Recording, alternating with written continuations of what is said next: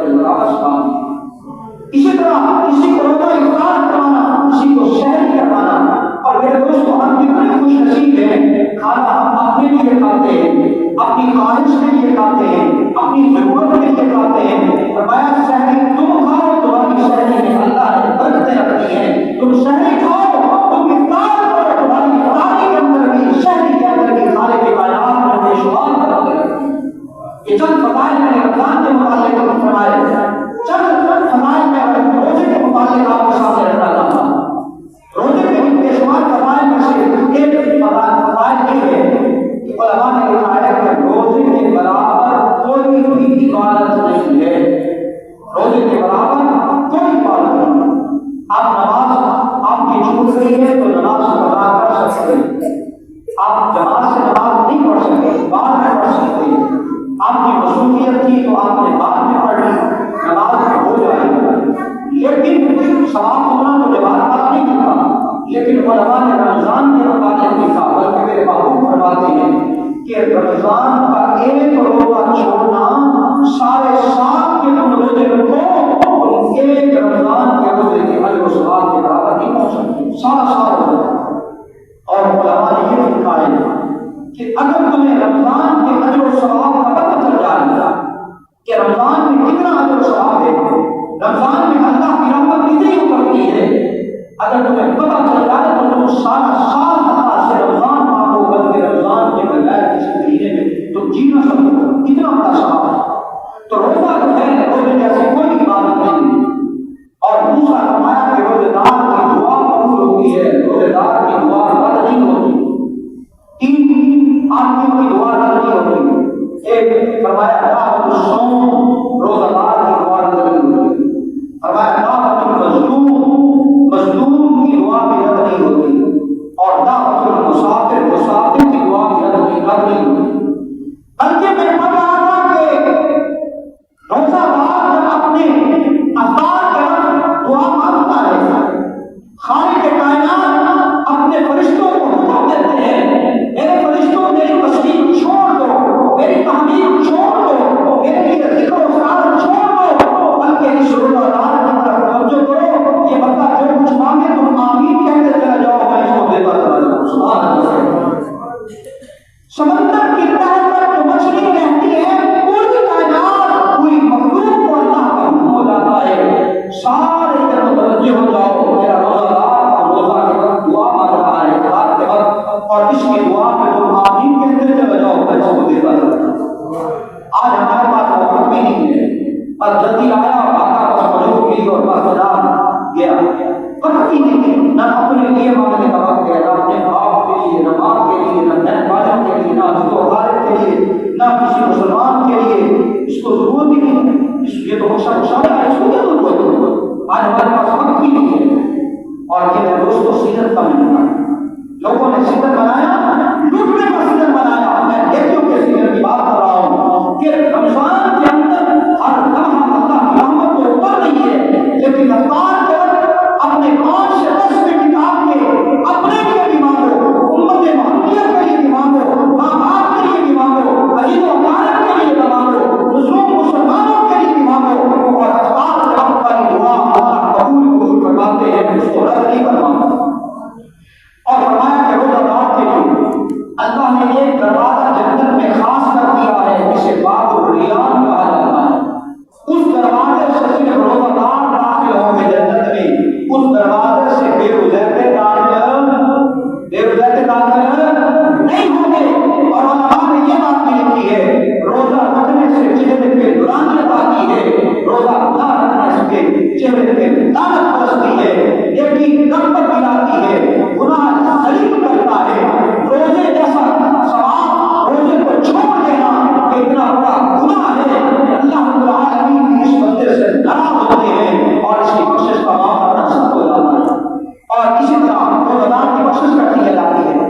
روزہ دار کو جہنم سے اتنا دور کر دیا جاتا ہے، 70 سال کی مسافت روزہ دار کو جہنم سے دور کر دیا جاتا ہے. اور اسی طرح فرمایا کہ روزے کا اجر اللہ فرماتے ہیں میرے لیے ہے، روزہ میرے لیے رکھا ہے، روزے کا اجر بھی میں عطا کروں گا. روزہ دار کے لیے فرمایا 2 خوشی ہیں. ایک خوشی فرمایا کہ روزہ افطار کرتے وقت اس کو خوشی ملتی ہے. ایک روزہ دار کو خوشی کل جنت میں اللہ اپنا دیدار کروائیں گے تو تب خوشی ملے گی. سبحان اللہ. کہہ رہے ہیں ہم نے بات سمجھ نہیں آیا. اللہ کا دیدار آپ کو نہیں چاہیے. آج ہم سوشل میڈیا پہ فلم ڈرامے دیکھ کر بڑی سعادت سمجھتے ہیں, سارا دن لگے رہتے ہیں. جب اللہ کا دیدار ہوگا تو وہ کتنا عظیم وقت ہوگا. اللہ ہم سب کو اپنا دیدار نصیب کروائے. آمین کہتے ہیں. فرمایا روزہ بھار ہے, گناہوں سے بھار ہے. روزہ دار تو ہے, گناہ جو ہے روزہ افطار سے دور ہو جاتے ہیں. جب بھی کوئی گناہ کا ارادہ ہو تو فوراً دل میں کیا آتا ہے, شرم کر, حیا کر. روزہ دار ہے تو میرا روزہ نہیں ہے, تو روزے سے گناہ کیا ہو جاتے ہیں, گناہوں سے بندہ دور ہو جاتا ہے. اسی طرح فرمایا کہ روزہ دار کی منہ کی جو خوشبو ہے نا, یہ اتنی اللہ کو پسند ہے. جب شام کو ہمارے بیٹے خالی ہوتے ہیں نا, یہ اندر سے ہمارے مشک آتا ہے. تو فرمایا کہ مشک جو ہے اللہ کو بڑا پسند ہے, اللہ کو بہت زیادہ پسند ہے.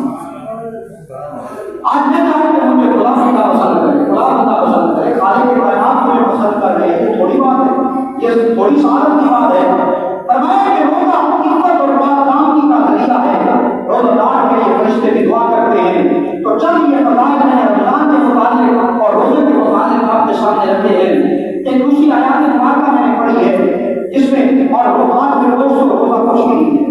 عرب کے اندر گرمی اتنی شدید ہوا کرتی تھی, صحابہ کرام ان دنوں کے اندر روزہ رکھا کرتے تھے. وہ کتنے سخت دن ہوتے. آج ہمارے یہاں تو دن نہیں ہے, اب تو الحمدللہ موسم بھی ٹھنڈا ہے, دن بھی چھوٹے ہیں, راتیں بڑی ہیں. صحابہ کرام رضوان اللہ تعالی اجمعین کے روزے, یہ روزہ آج ہمارا کب شروع ہوتا ہے, کب ختم ہوتا ہے؟ بولیے گا. صبح شہری کھا کے روزہ شروع ہو گیا. اس کا وقت اختتام کیا ہے؟ مغرب تک پہنچ گیا. علماء نے لکھا ہے کہ ابتدائے اسلام میں جب روزہ فرض ہوا تو روزے کا دورانیہ گویا کہ 24 گھنٹے ہوا کرتا تھا. شام کو افطار کی, اس کے بعد نماز پڑھی, نماز کے بعد مغرب تک کا روزہ رات کو رکھنا ہوگا. تو گویا کہ کتنے گھنٹے کا بنا, 24 گھنٹے کا, 23 گھنٹے کا روزہ مسلسل. صحابہ کرام میں سے ایک صحابی رسول کا معاملہ جو پیش آیا, وہ روزے کا کام کیا کرتے تھے. صبح گئے, جا کے سارا دن اپنا کام کیا, تھکے ہارے شام کو آئے, روزہ افطار کیا, نماز پڑھے اور سو گئے. بہار کو انہوں نے کھائے پیے بغیر روزے کی نیت کر. دوسرے دن پھر گئے اپنے کام کاج کی طرف, تو وہ حالت نہ رہی, کمزوری ہو گئی. واپس آئے, افطاری کی, رات کو نماز پڑھی, اسی طرح سحری کھائے بغیر سو گئے, کھانا کھائے بغیر سو گئے. اٹھے تو انہوں نے نیت اسی طرح روزے کی کر.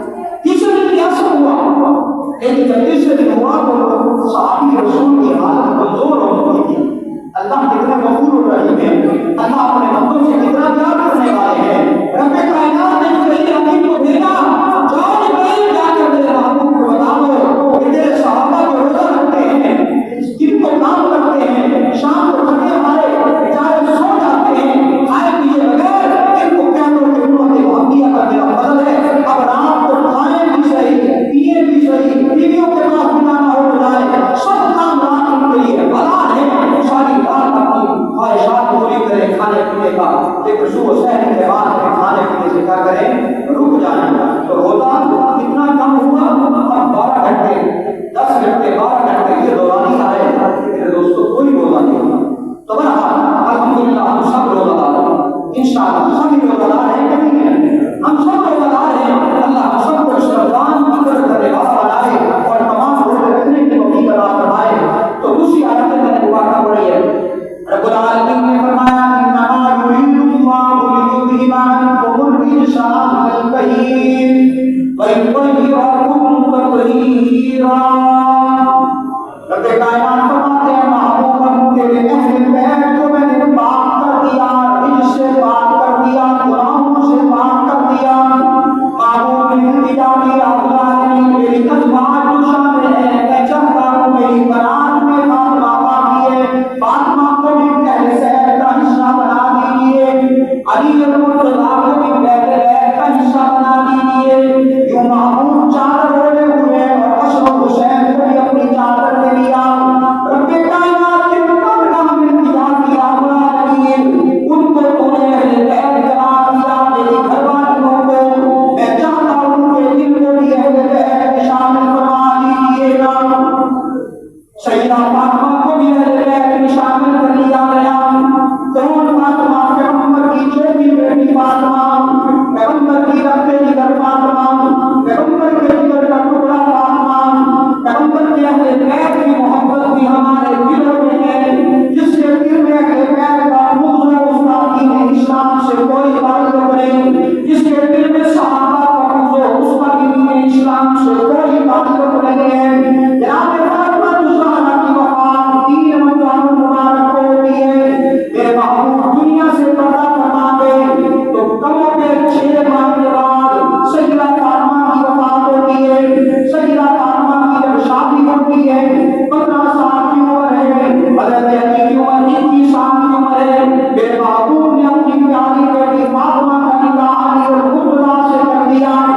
کہیے کیوں نہ کہوں یہ بات غلط نہیں ہوگی، فاطمہ تو کتنی خوش نصیب ہے کہ تیری تربیت کرنے والا محمد رسول اللہ صلی اللہ علیہ وسلم ہے نا۔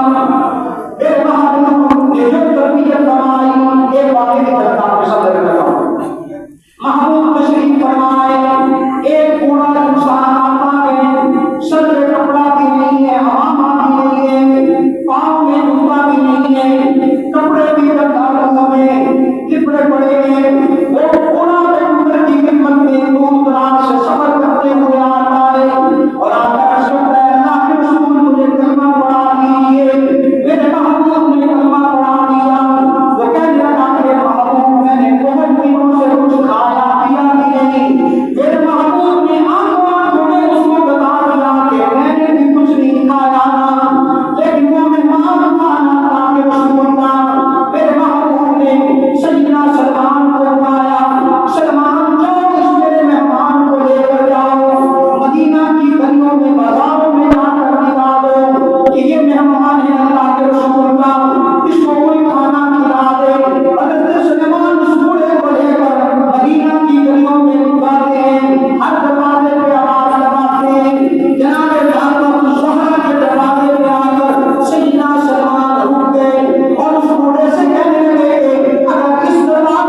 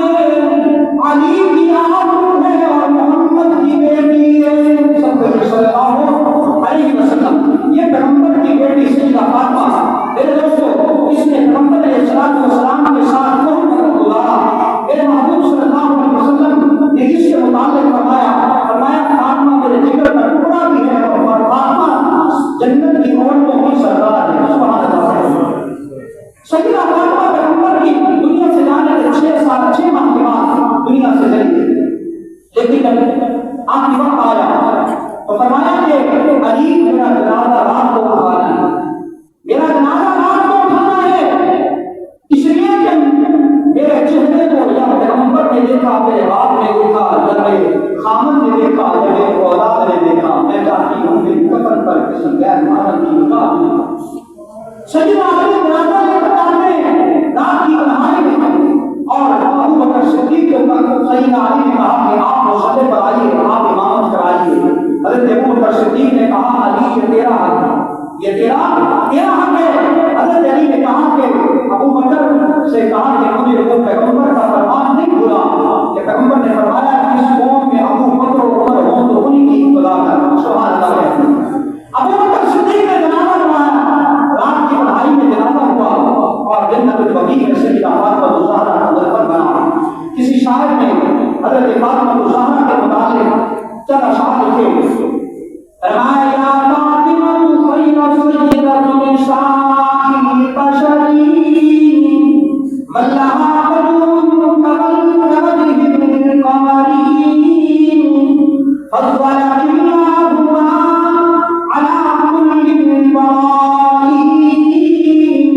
بفضل من خص بآلاف الزمر زبدك الله فتن فاضلا أعني عليا خيرا من في الحضر سر نهاياتي كلمة عند مدين الخبر۔ ترجمے کا وقت نہیں لگے، شاعر کہتا ہے کہ فاطمہ تو کتنی خوش نصیب ہے نا، اور بیٹی دنیا میں تو آئی ہے وہ اپنے باپ کے لیے رحمت بن کر آئی ہے، لیکن فاطمہ تو وہ خوش نصیب ہے، تو اس باپ کے لیے رحمت بن کر آئی ہے جو رحمت للعالمین پیغمبر بن کر آیا ہے۔ حیا کے ماتھے کا تاج زہرا، وفا پرستی کی راج زہرا، حیا کے ماتھے کا تاج زہرا، وفا پرستی کی راج زہرا، مقام خون حسین یہ ہے، کرے گی جنت پہ راج زہرا۔ اور کسی کی بیٹی کو نہ مل سکے گا ملا جو تجھ کو مقام زہرا۔ بہرحال 3 الفاظ مبارک کی وفات ہے، اللہ ہماری ماں بہن اور بیٹیوں کو سیدہ فاطمہ کے نقش قدم پر چلنے والا بنائے۔ شروع میں نے فرمایا کہ رمضان اور روزے کے حوالے میں بہت ساری گفتگو کی ہے، آپ حضرات بڑے لیٹ آئے ہیں، کوشش کیا کریں کہ جمعے کے رمضان کے جمعے تو بڑے اہم جمعے ہیں، تو آپ جلدی تشریف لے آیا کریں، آپ کچھ سنا کریں گے، ہم کچھ بولا کریں گے، اللہ اپنی بارگاہ میں ہمارا سننا بولنا اپنی بارگاہ میں قبول فرمائیں گے، اللہ اسی قسم کے انشاءاللہ ہماری مغفرت فرما دیں گے۔